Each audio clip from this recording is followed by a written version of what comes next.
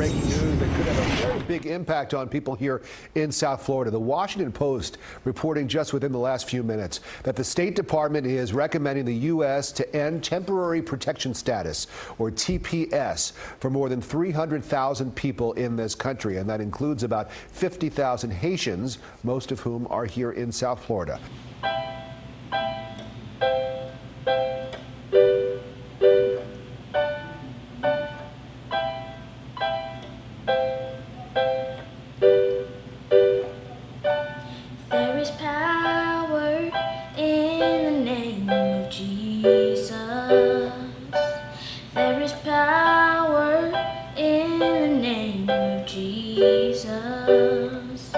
To break every chain, break every chain, break every chain, break every chain, to break every chain. My name is Rony Christina Ponthieux, and I live in Miami. I go to school in Miami, and yeah, my entire life is in Miami. Christina is amazing. She's a blessing. She's the joy of the family, and we are very proud of her. I have been advocating for TPS with the help of Famille Saint-Miami, Haitian woman of Miami. So TPS has been given to a variety of different countries. Basically, when conditions in a country aren't safe for the nationals of those countries to return, then the executive branch can designate protected status for those living here that are from that country. Haiti was struck by an earthquake in 2010, so they've had that designation since 2010. Each country has a deadline by which that status expires.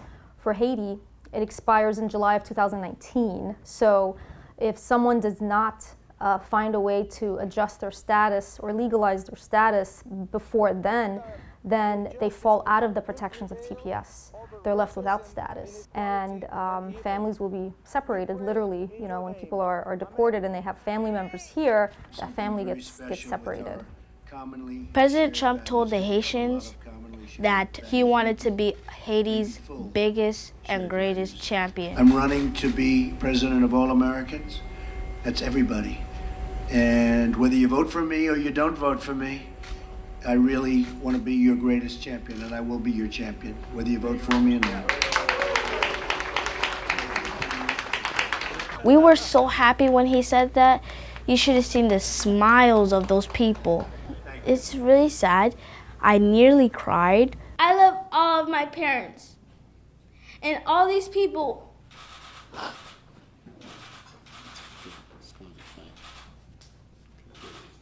They are important to me.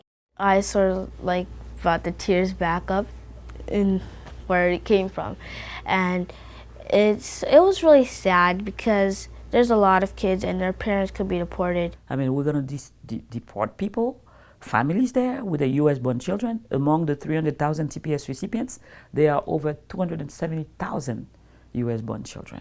So we're gonna send U.S.-born children to nations that are in turmoil, where their lives will be in danger. What about the sanctity of family? What about family unity? What about family values? So it's a really nice family, and we really work together. We work as a team. I don't let my wife only do everything, like cooking, cleaning. I do everything.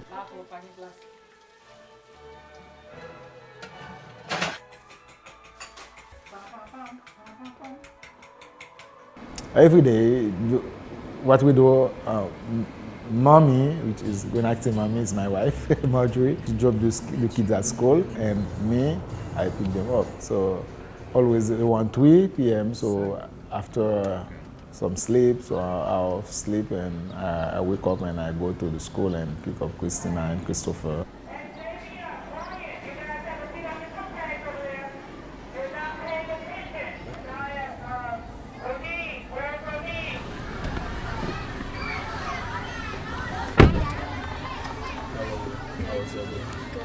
So my project, I have a blog of information. I have almost everything I need. So I have the major organs in the system. We're gonna show the heart. We're gonna give the function of the heart. We're gonna talk about. Do we have to show the heart? Yeah.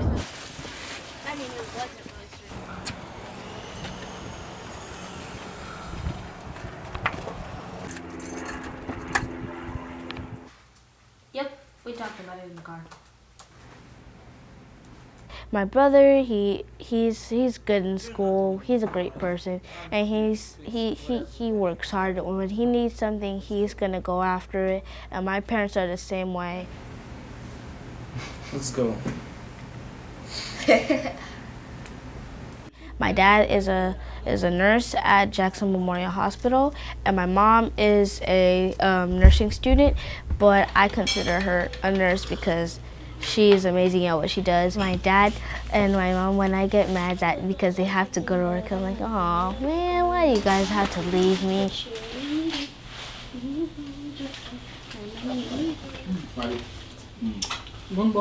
Living in America, for me, it's a blessing. So many people wish to be here. And when we have a chance to live in America, we say, thank God. It's a blessing.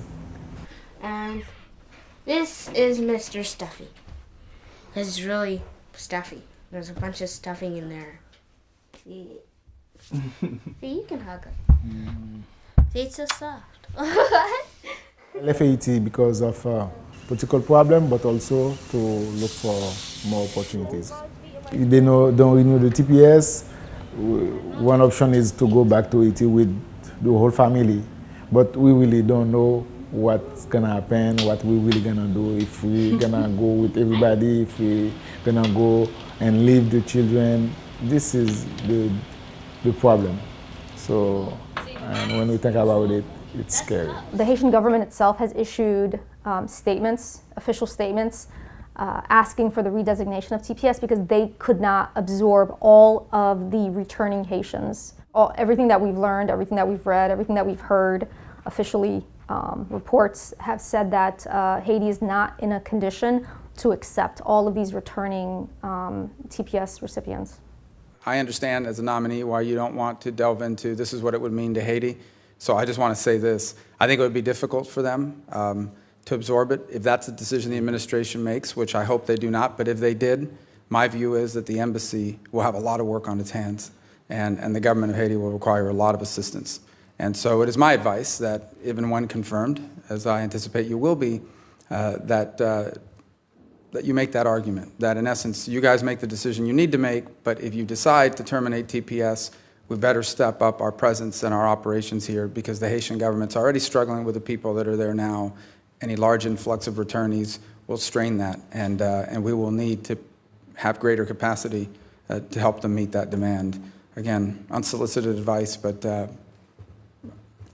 I think it's good advice. Haiti qualifies for not only renewal, Haiti qualifies for redesignation, because when you consider the earthquake, which is the worst natural disaster in recent history, which killed over 300,000 people and quasi-destroyed Haiti's entire infrastructure. Even the National Palace is still on the ground and hasn't been rebuilt.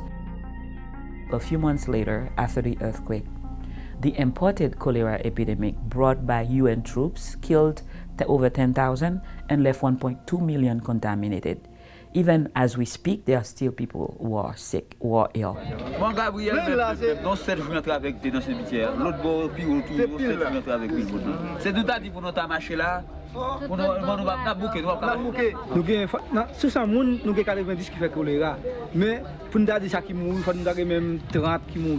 You also have Hurricane Matthews over a year ago, which destroyed the entire South Peninsula.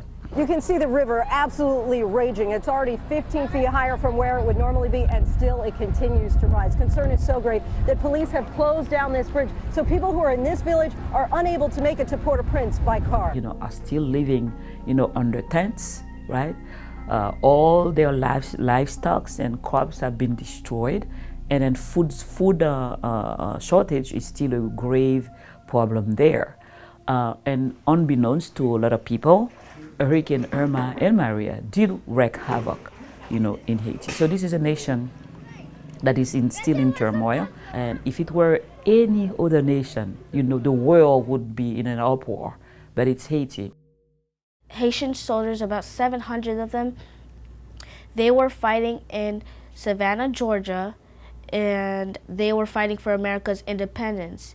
And if it weren't for them, there would have been a lot of changes in America. The monument represents the role that more than 500 Haitian volunteers played in the 1779 Battle of Savannah, a significant moment in the Revolutionary War that, according to FIAME, has gone unnoticed. Was it not for the Haitians that came to Savannah and the redoubt there will be no America today. They were so important in the revolution of this country. I mean, we could be speaking with an English accent if it wasn't for the Haitians. History records that 2 centuries ago, on the eve of your independence, and during my nation's Revolutionary War, more than 500 of your ancestors came from Haiti to my country and died in the fight to bring the United States to life. So every other Thursday, we have the community meetings where we discuss immigration and comprehensive immigration reform, TPS reform. So it's a meeting for the community to come together and strategize, develop strategies. It's a part of our community building at FAM. Non, moi, c'est Jocelyne Alexis. Moi-même, c'est une nurse assistant. Maman, papa mouri, quitte nous 7 petits moun sous côté moi. Si vous avez terminé TPS là, vous avez supposé ban nous résidence parce que je paye taxe dans le pays. Je rêve moi t'avais que pour me venir un nest plus idée pour me capable citizen pour me bailler plus le jeune plus chalet tout pour arrêter l'école pour apprendre métier pour venir au monde de mes Dieu dans le pays. I mean, these are people with families, with children. The Haitians with TPS, for example, they have 27,000 children, US-born children among them. I mean, how do you tell your parents to just separate yourself from your children, or bring them to a nation where you know that their lives might be in danger? How do you do that? So of course there is a high level of anxiety. There's a high level of anxiety. People are always stressing these days about it. My dad, I think it was like last year, and he went to the hospital because his blood pressure was really high. It's really scary, and children are always scared. They're going to school and they're scared because ICE might take their parents away, and this is a problem for everyone. I know that a lot of things are on my dad's mind, so I had a feeling it had to do with TPS and everything because people are stressing on it all the time, and it's just a really sad and scary thing for everyone to go through. When you have to renew the TPS, one of the requirements is a fingerprint, and if you have any bad record, they won't renew the TPS. People, they don't really care about immigrants. It's like when you are immigrant, you are nothing. They don't want you. It's like you come to bother them, to take their job. But for some other people, they think that America is for everybody. It's a country that was built on immigrants. There are 4 bills right now in the House. We have a way to really find a legislative fix. So we just need Congress to go out and vote one of these bills. Each bill has its weaknesses and strengths. Curbelo's bill, Congressman Curbelo's bill, is a good bill. It's a bipartisan bill. It has both Republicans and Democratic support. And in order for a bill to pass right now, it has to be bipartisan. Its major weakness is that it excludes the African nations. And we at FAM, we believe that no nation, no country should be excluded. The most comprehensive is Congresswoman Nydia Velasquez's bill, but it does not have bipartisan support. So we have a lot of work to do in all 4 of these bills. Yeah. You mean to live? Yeah, but this is my tiny place. I'm sorry, but you're gonna have to find another place to live. Well, I would be pretty upset, but I would still fight in Haiti. I could get a lot of cameramen people to come and see me still fight, and I'm gonna make sure the video, if I go to Haiti, God forbid, if I go to Haiti, I'm gonna make sure that video goes to President Trump, so he sees it and sees what he's done. So if I get deported, I won't be upset, but I will still fight and I will still have courage. We have a place in America. You know why? Because we're hardworking people. Because we deserve to be here. Because we work hard. We don't give up easily. Residency, PPS, permanent protected status. Are you on my side?